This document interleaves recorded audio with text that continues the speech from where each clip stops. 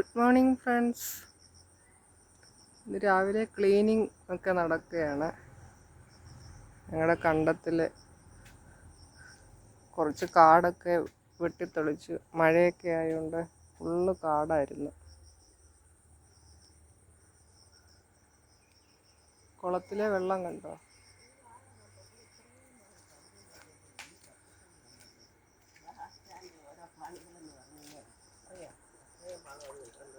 വലിയ മീൻ എന്തോ ചാടിപ്പോയി. മീനാണോ പാമ്പാണോ അറിയത്തില്ല. ഇങ്ങോട്ട്